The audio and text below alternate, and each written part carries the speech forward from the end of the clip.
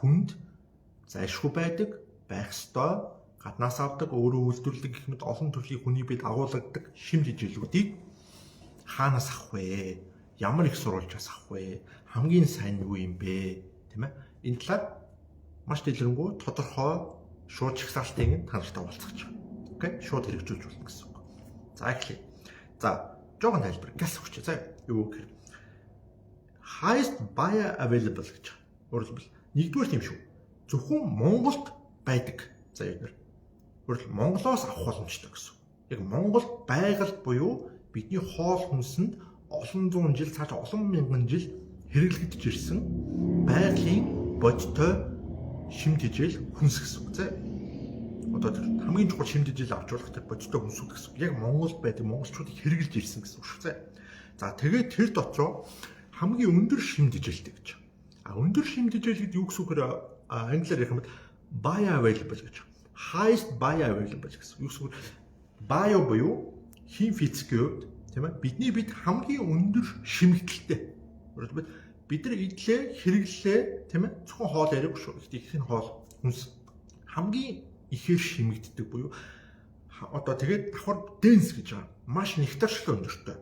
Буюу 100 г энэ хүнс нөгөө нэг тийм ээ муу 100 г хүнсийн ялгаа нь юу гэхээр нэг нь магадгүй 60% шимэгдэг байхад нэг нь өөртөө 5% шимэгдэнэ л гэсэн үг ялгаа. Тэгэхээр яг нь маш багыг итгэл маш хэмжээний шим тэжээлийг зайлшгүй хэрэгтэй ялгуун шим тэжээлүүдийг бүрэн авах боломжтой гэсэн. Окей? За тэгээд нэгтаршил нэгдүгээр өндөр байх нь хоёрдугаар маш сайн шимэгддэг байх нь тийм үү? За тэгээд Монголоос авах боломжтой Монгол бидний хэрэгэлдэг байсан гэсэн үг шүү. За бодтой байгальд байдаг усруулах шаарддаг гэсэн үг. Эсвэл маш бага усруулах шаарддаг тийм ээ? Байгалийн бүхэл хүнснүүд ярих гэж байгаа шүү. За эхлэе. За нэгдүгээрт энийг 3 багш нар энийг 3 ангилсан байна. Юу гэсэн үг вэ? Нэгдүгээрт хүний бид хадгалагддаг. Тийм ээ? Тэр юу гэсэн үг вэ? Ихэнхдээ энэ бол өөхөн идэнд юм уу булчин ингээд энэ тийм ээ? Янз бүр ид ирэхэд тодорхой хэмжээ нөөцлөгддөг гэж нэг ангил байна. Тийм ээ? Өөрөөр бидний би байнга ашигладаг, хэрэгэлдэг учраас заавал нөөцтэй байх ёстой шим хичээлүүд. За нөгөө талд нь гаднаас авах шаардлагатай. Яг бол бид нар ер нь нэлээд олон төрлийн шим хичээлийг витамин, минерал, тийм ээ? Одоо макро микронуудыг өөрсдөө бидний үйлдвэрлэдэг байхгүй. Өөрөөр бид бүх юмыг гаднаас авалгүй эсвэл бага хэмжээнд авдаг, хэмжээнд авдаг. Ялгаатай юм зөндөл. Тийм ээ? Зарим бид хөрвүүлэлт өөрчлөлт хийгээд ашиглаж чаддаг. Өөрсдөө үйлдвэрлэдэг юм асар олон байна. За тэгээд өөрсдөө үйлдвэрлэдэг үү?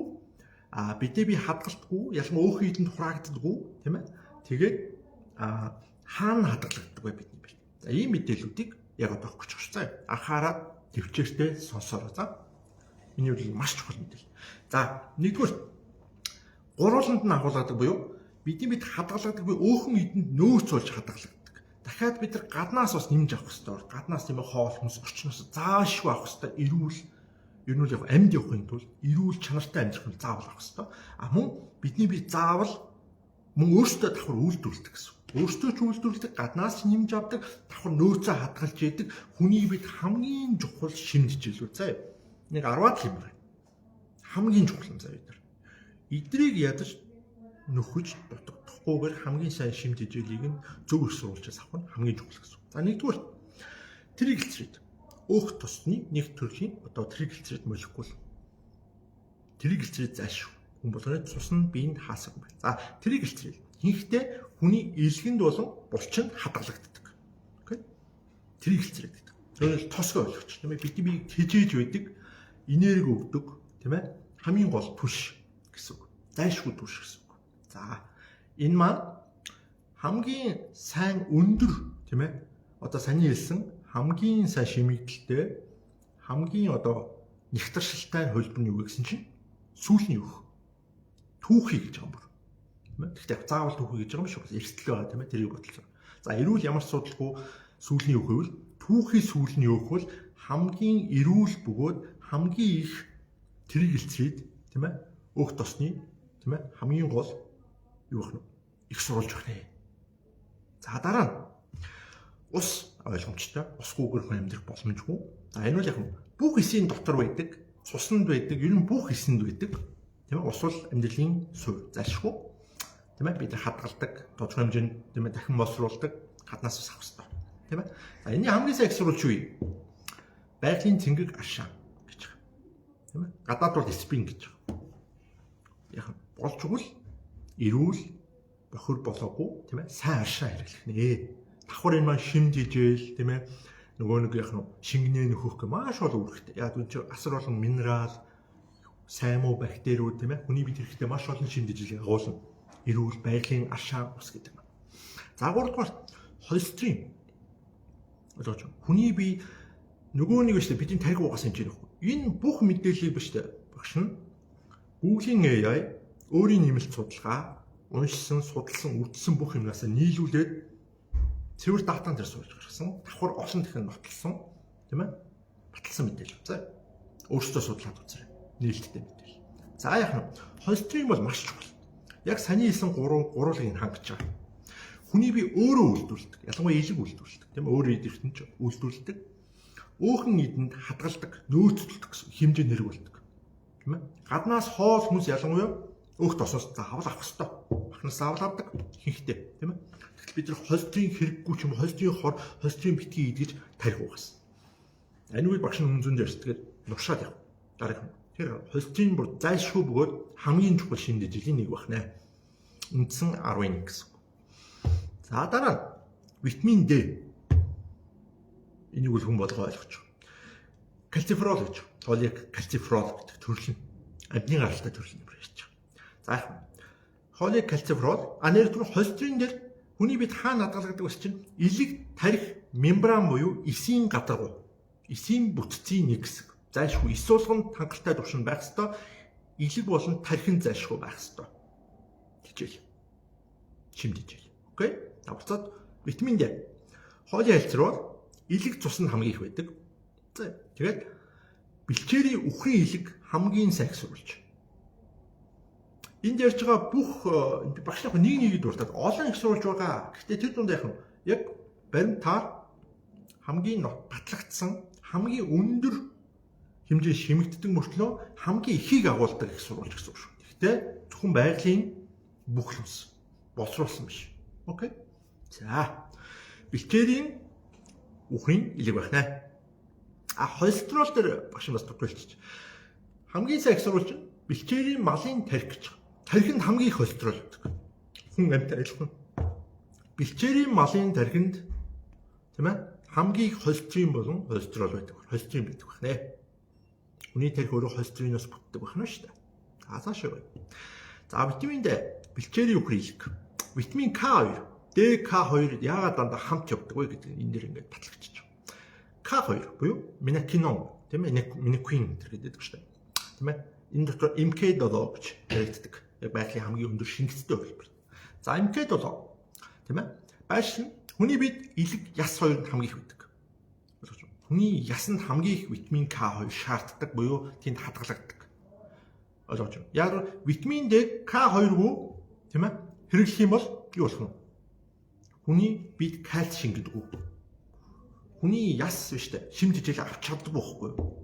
Дээг бас хангалттай шингээж чаддаг, хөрвүүлж чаддаг. Актив төрөл нь хөрвүүлдэг. K2 байхгүйгээр хүний яс эрүүлэх боломжгүй. Хүний биеийн бүтц эрүүлэх боломжгүй гэсэн үг.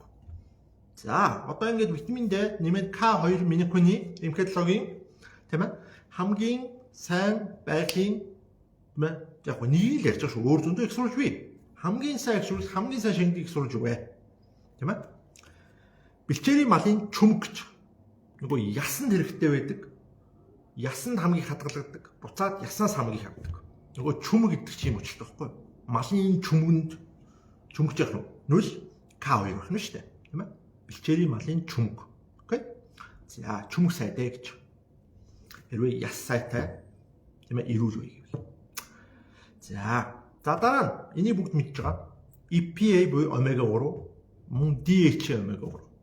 Хүний бид зайлшгүй тийм ээ гаднаас авдаг өөрөө ч үйлдвэрлэдэг хадгалдаг омега 3 тосон хүчил маш чухал. Омега 6-ыг бол бид өөртөө үйлдвэрлэдэг байх нь байна. Нэг үлээс заавал гаднаас аваад шаардлагагүй гэсэн үг байхгүй. Яг амлалтаа. Гэхдээ омега 3 бол илүү чухал гэсэн үг тийм. Омега 3 илүү өндөр байх чухал. За омега 3 EPA-гийн DHA хамгийн сайн агуулдаг байгалийн сайн хүнсийн хөвсгөлийн цагаан зас гэж. Монгол байдгийг ярьж байгаа ш би дэлхийн хэмжээгээр дэлхийх бол өөр асуудал. За дэлхийд өшөө өөр байдаг болж Монголдо байгаа бидний иддэг байсан хамгийн сайн их сурвалж нь хөвсгийн цагаан загас. За омега 3, EPA, DHA 2 төрлийн зав. За дараа нь холин. Энэ бас хамгийн топ хараад ордог хүн шүү дээ. Холин, колин гэдэг тийм холин гэж монголоор. За хаана хамгийн их байдаг? Хүний биеийн хаана зайлшгүй хадгалагддаг гэж чинь илэг, тарих, бас эсийн мембран. Өөрөлд яг холестеринтэй адилхан. Холестерин, холин хоёр хүний биеийн илэг, тарих, эсийн мембраныг бүтээдэг гол орчуудын нэг байх нэ. Зайлшгүй орц, тийм ээ. Хүний биед маш их шаарддаг. За энэ холиныг бас хаанаас авдаг гэсэн? Бас нөгөө цаал үхрийн илэг. Үхрийн илгэнд хамгийн их холин агуулгадаг байна. Яг л холин бол өг тусаг шингээх болон өг тусыг ашиглах тийм ээ ходоодны одоо шингээж боловсруулалтыг дэмждэг хамгийн чухал элементүүд. Окей. За хамгийн сүүлд нь коэнзим Q10 гэдэг тийм ээ. Энийг зүрхэндээ аягүй хэрэгэлдэг. Өгшөө хүмүүс, залуучууд, ирчүүд янз бүр тийм ээ. Зүрхний өвчнөөс одоо өөрчлөлт сэргийлэх байдлаа тэр хэрэгэлдэг. Эсвэл зүрхээ сайжруулах зорилгоор. Энэ үндсэлтэй байхгүй. Гэхдээ яах нь нэмэлтээр муу чанаргууг нь хэрэглээд байх нь зүг гэсэн үг шүү. Эсвэргээрээ хаанаас энийг авах хэрэгтэй юм бэ? Хамгийн чанартай, шингэцтэй, зөв их сурвалж нь хамгийн шимэгдэл өндөртэй, хамгийн сайн их сурвалж нь байгалийн шимдэжэл нь юу вэ гэсэн чинь коэнзим Q10 энийг ubiquinone гэж хэлдэг тийм англиар хавилт гэж байгаа. Бэлчээрийн үхрийн зүрх болж байна. За даарсан мэт хүний бие зайлшгүй хэрэгтэй. Хүний бие өөрөө тодорхой хэмжээ үйлдвэрлэдэг. Гаднаас бас нэмж авах шаардлагатай. Хүн өөрийн биедээ тодорхой хэмжээнд хадгалдаг, өөхөн эдэндээ тийм нөөцөлдөг. Зайлшгүй шимж хижээл хүний биеийг эрүүл өгөөд амьд байлгах шаардлагатай. Амьдралын чанарыг өсгөх шаардлагатай 10 одоо чи 10 байна. 9 биш уучлаа. Энэ 9 шимж хижээл байна. Энэ 9-ийн дийлийнх нь буюу за хөвсглийн цагаан загсаас бусд нь малын гаралтай, амтны гаралтай, махан гаралтай гэсэн. Өөрөөр хэлбэл тэр веган байж болно. Би веганыг үгүйсэх дургу, тийм ээ. Веган ч вэ нү, будаа ууралч вэ нү, тийм ээ. Тэр зайлшгүй, энэ зайлшгүй гэдэг буушит тарих угаалт бол энэ дээр ингэ үгүйсгэж байгаа. Энэ бол шилбааны үндэстэй бодтож ихсэлт, тийм ээ. Яг судалгааны материалаас би үгээ гаргаж авсан. Та өөрсдөө ингэ судалж байгаа нээлттэй мэдээлэл. За цаашаа өргөжлөж явах юм. За хэдүүлээ шүү дээ. Заавал ингээд хүний бие хадгалдаг энетерийг гэхээсээ илүү нэмээд за ямар ч сан гаднаас заавал авах шаардлагатай шимж хичээлүүд юу вэ гэдэг. Энийг ойролцоогоор юм шиг нэг 30 хэдэн төрлийн юм байна. Энийг бас ярихгүй болохгүй. Хүний бие тийм ээ өөрөө хангалттай үйлдвэрлэх үс өөрөө үйлдвэрлэж чаддаггүй зайлшгүй хоол хүнс орчноос авах ёстой өшөө дахиад 34 элемент молекулууд байна. Хүн эрүүл амьд явахын тулд. За өргөжлөл. За хүчил төрөгч ойлгомжтой, тийм ээ. Болж өгөл хөдөөхээр цэвэр агаар тийм ээ саймсгалуулсан. Ойлгомжтой. За дараа хистидин протеин амин хүчил. Одоо энэ амин хүчил нөгөө зайлшгүй гаднаас авах ёстой бидний 9 амин хүчил. Биш 9 10 шүү. 10 зааж байгаа. Багшнаас марчиж магадгүй. 9 шүү. 9 шиг амин хүчил буюу амино асидууд протеины төрлүүд гэсэн. Зайлшгүй гаднаас авах хэрэгтэй. Тийм ээ. Хүний биеийн фундаментал блок буюу хамгийн суур одоо биеийг бүтээж байгаа нэг номерын бүтц бол амин хүчил протеин. Хүний биеийг бүх юмд байдаг. Ясан дүртэл байна. Зайлшгүй шинжиж хүний биеийг бүтээдэг. Эрүүл утга амьд явахын тулд заавал гаднаас авах хэрэгтэй. За энэ чимтэжлүүдийг хаанаас авах вэ? Хамгийн сайн сурвалж нь вэ гэдгийг баримттай хэлж байна. За, хистидин гэж. Бэлчээрийн үхрийн мах. Хамгийн өндөр шимэгцтэй хамгийн нэгтрэл өндөртэй. За, хоёрт айзолицин буюу айзолицин гэж. Бэлчээрийн үхрийн мах бас адилхан. Лейцин, люсин гэдэг тийм ээ. Адууны мах гэж. Эсвэл адууны мах хамгийн өндөр байдаг байна. Лайсин, хоньны мах. Метионин буюу метионин сарлагын мах хамгийн дандаа мах байгууз. Өөрөлдвөл за дуусгачаад ирээ зэ. За дараа нь фенилаланин буюу фенилаланин гэж бичдэг. За энэ амин хүчил бэлчээрийн үхрийн маханд хамгийн өндөр агуулмжтай хамгийн өндөр шингэцтэй. Тионин трионайн гэж байна тийм ээ. Үхрийн мах. Триптофан бас амин хүчил зайшгүй гаднаас авах хэрэгтэй хоньны маханд байдаг байна. Хамгийн сүүлд нь валайн гэж байна. Сарлагын маханд байдаг. Өөрөлдөө бэлчээрийн үхрийн мах, адууны мах, хоньны мах, сарлагын мах тийм ээ. Хоньны мах бидний нөгөө нэг 5 хошуу маланд хүний бие зайлшгүй шаардлагатай 9 төрлийн турчин буюу амин хүчлүүд агуулгадж байна. Агуулгахдаа хамгийн өндөр шимтгэлтэй, хамгийн бага хэмжээнд хамгийн ихийг шингээдэг гэсэн үг. Хамгийн сайн.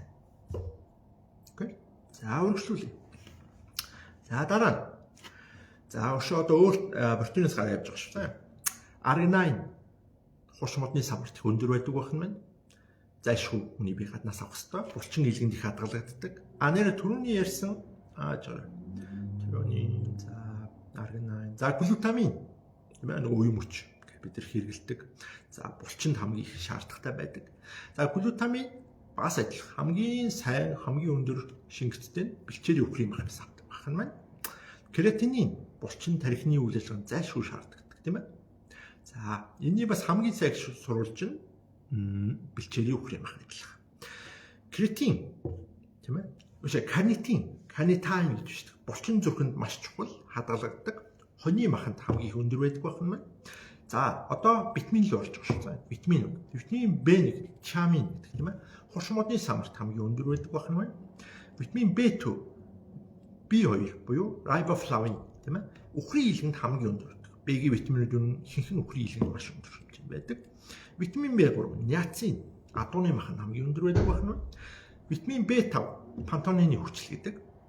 Фантотеник acid хүчил гэдэг. Үхрийн илгэнд хамгийн их хэмжээнд байдаг байх нь байна. Их хэмжээнд үе хамгийн сайн шингэдэг үйлбэр нь байдаг. Витамин B6, феродиксин гэж адууны маханд их өндөр байдаг байх нь. Витамин B7, биотин тийм ээ. Мөн илэг тархинд зайлшгүй байх ёстой. Үхрийн илгэнд хамгийн өндөр хэмжээнд байдаг байх нь. Витамин B9, фолийн хүчил хамгийн чухал бээнүүдийн нэг. Ер нь B1, B6, B2, B9 хамгийн чухал. Фолийн хүчил тийм ээ. Илгэнд хамгийн их байдаг. За үхрийн илгэнд бас хамгийн их байдаг байх нь. Витамин B12, кобаламин бас илгэнд хамгийн их байдаг. Хоньны илгэнд бүр илүү өндөр байдаг гэж. За одоо дараа витамин С тийм ээ. Хүний бие үйл ажиллагаанд хамгийн чухал. Витамин С, аскорбины хүчил гэдэг. Зэрлэг нохоо ошоод их өндөр байдаг гэж. Монголын нөхцөл шүү. За дэлхийн хэмжээнд биш. За кальц, үнэний түүхий сүнд хамгийн өндөр. Түүхий гэж хэлж байгаа ойлгоо. Яагаад тэгэхээр буслагсан, ариутгсан сүү, шин жижил нь асар бага. Ялангуяа халуун тэсэргүй усан суурьтай витаминууд нь ер нь задраад устдаад өгдөг. Окей. Тосон юм их адилхан. Тэгэхээр яг нь бид нар сүү угаадах нь сайн гэсэн үг биш үү заяа. За сайн түүхий сүү олоод тэрийг ууц сурсан хүн бол хамгийн сайн хөлбөр нь кальци хөлбөр байна шүү дээ. Окей. Хотынхонд бол илүү тохирохгүй дээ, энэ бол тахгүй. За дараа нь фосфорус гэдэг P. Малын тархинд хамгийн өндөр байдаг. Тархинд тархины үйл ажиллагаанд фосфор маш чухал байна шүү дээ. За натрий, содиум, давс гэж байна. Давс монголчуудын хувьд бол жамц давс, тийм ээ. Эсвэл уулын давс, тийм ээ. Цагаан давс гэдэг. За хамгийн өндөр агуул хамгийн сайн шимэгцтэй байх нь байна. Калий, потасиум гэдэг. Булчин зүрхний үйл ажиллагаа маш чухал. Зэрлэг чацранд хамгийн өндөр байдаг байх нь. За дараа нь хлор, тийм ээ. Хлорид гэдэг. Жамт давсанд их өндөр байдаг байх нь Монголын нөхцөл тийм ээ. Йодин гэдэг. Тийм йодид гэж хэлдэг. Хоёр төрөл байдаг. Зэрлэг мангар хүмүүлэнд их өндөр байдаг гэж байна. Энийг сонирхолтой юм байна. За манганез гэж. Хурц модны самбарт өндөр байдаг. Шимэгдэлтэй үед. Тийм ээ агуулгамж үед. Молибден тийм ээ. Металлын нэг төрөл үхрийн илгэнд их өндөр байдаг. Молибден бас гаднаас зайлшгүй авах хэрэгтэй. Хромиум тийм ээ. Хромиум үхрийн илгэнд бас байдаг байх нь. Флорид гэж тийм ээ. Флорид. Булаг шандны усанд их өндөр. Энийг сонирхолтой. Байгалийн булаг шандны их энэ усанд флорид их өндөр байдаг. Бали нарны гэрэл зайлшгүй бас. Монголчууд яг зуны цөөхөн сард авдаг ч гэсэн маш чухал зайлшгүй байх хэрэгтэй. Аль болох хэмжээнд боломжоор хитягаан туяа гэсэн. Хитягаан туяаг явуулж байгаа. Нөгөө UVB ray гэдэг. UVB тийм ээ туяа нарны гэрэлээс авна. Тийм ээ. Энэ маш чухал байна. Бутират тийм ээ. За бутират богино гинжид өөхний хүчил гэдэг. За SCFH гэж байгаа. Бутират гэдэг. Үнэний түүхий сүл бас өндөрөдөг гэж. За ингээд та нартай би 48 46 за энэ бол ингээд 45 хүний бие 45-аар 10 тийм ээ ялангуяа зайлшгүй хамгийн чухал шимтгэлүүд үлдсэн 35 нь бас чухал. Зайлшгүй гаднаас хоол хүнс орчноос тийм ус нарыг тооцохгүй бол бусдын хоол хүнсээс заавал авах хэрэгтэй. Энэ хоол хүнснийх нь хамгийн сайн сурвалжууд тийм ээ яг дата судалгаан дээр үндэслээд юу вэ гэдгийг нь маш тодорхой ойлгож өгөх шүү. За давшин өргөжлүүлсэн багш нь өөр зөндөө байгаа л да. Одоо шинэ зөвхөн өөхний эсэд хадгалагддаг тийм ээ хадгалдаг бас олон төрлийн бас нэг 30 гаруй элементүүд байгаа хүний бие. Гэтэ өөрөө үйлдвэрлэдэг. Абун би энэ өөрөө үйлдвэрлэдэг гэж байгаа. За нэг 35 орчим элемент байна. За энэ би зүгээр калт дуртай төгчтэй. Энэ элементүүд хүний бие гаднаас авахгүйсэн ч гэсэн өөр төрлийн шимтэж ирэх сайн авч байгаа хангалттай авч чадахгүй бол өөрөө үйлдвэрлээд хөрвүүлээд ашиглаждаг гэсэн. Гэхдээ хүний бие бас байдаг гэсэн. За энэ яг нь гликоген буюу глайкоген гэж байгаа тийм ээ. Одоо бол хүний бие өөрөө нийлэгжүүлдэг нөгөө нэг одоо хүний биеийг тодорхой хэмжээнд одоо булчингуудыг шимтэж ирэх хангадаг молекул гэхгүй гликоген танк гэж ярьдаг тийм ээ гликоген. Кетон бас өөх тосны тийм ээ өөх тосноос юм бол хөрвүүлж ялгаж авдаг нэг төрлийн тархины тэжээл биеийн тэжээл болсон тосон элемент. Окей. За ATP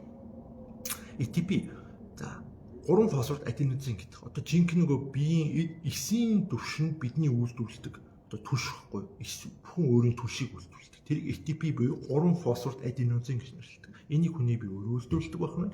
Энэ ATP-г үйлдвэрлэхэд хамгийн чухал шимтгэлэл нь санийсан ATP эсвэл гликоген ер нь бол одоо нөгөө глицерид биш тосон хүчлүүд нь бол илүү сайн хамгийн чухал гэсэн үг зэ малын гаралтай. За тэгээд амин хүчлүүд нөгөө аланин, аспаргин, аспартаны хүчил, цистин, глутамин, глицин, пролин, серин, тирозин, за коллаген, эластин, кератин гэх мэт ингээд бус төрлийн ургамууд хүний бие гаднаас авч болно эсвэл өөрөө ч үйлдвэрлэж хэрэгжилж чаддаг байна. Зайлшгүй гаднаас авах гэж юм биш. За дараа нь дааврууд орчиж. Инсулин, кортизол хүний бие нөгөө үйлдвэрлэдэг. Зайлшгүй бүр чухал байна. Тэгээ инсулин, кортизол хоёр маань за ярил нөгөө нэг тархлах уу, турах уу, эрүүл байх уу юу тийм ээ, чихрийн тусах уу, тусахгүй юу, нойр улчирхайн үйл ажиллагаа тийм ээ, стрессийг зохицуулах энэ төр гэдэг тийм ээ. Ер нь бол нойр хоод бүхэнд оролцдог давар байна. За тэгээ бамбайн давар T3, T4 бид нар үйлдвэрлэнэ. Ад жаргалын нөгөө донтолтын допамин, серотонин давруудыг бид нар өөрсдөө үйлдвэрлэдэг. Авсан шимтгэлийг ашиглана. За тэгээ амилаз, пепсин, липаз, глутатин гэдэг нөгөө энзимүүд, хоол хүнсээс зарладаг энзимүүд бид өөрсдөө үйлдвэрлэдэг байна. За глутатин гэдэг өвслийн эсрэг антиоксидантыг бид өөрсдөө үйлдвэрлэдэг. За ходоодны хүчил, давсны хүчил гэдэг тийм ээ. Хайдрохлорик асид гэж ходоодны. За энэ их чухал. За ДНХ, РНХ нөгөө удамшлын материал, мэдээлэл зөвөрлөдөг материал за эдгээр бол өөрсдөө ойлгож бид өөрсдөө үйлдвэрлээд хуваагдаад явдаг, авч дурдаг. Цөсний хүчил тийм ээ энийг илэг үйлдвэрлэдэг. Халероны хүчил, үе мөч арснууд нь дагуулдаг тийм ээ арсыг бүтээдэг хамгийн чухал элементүүд энийг. За азотын эсэл, мочевин, билирубин, шээсний хүчил, нүүрс өршлийн сүүний хүчил гэх мэт лактик асид гэдэг лактат. За эдрийг яг бидний би өөрсдөө бүрэн үйлдвэрлээд гаднаас авах шаардлага бол байхгүй гэсэн үг. Зайш гаднаас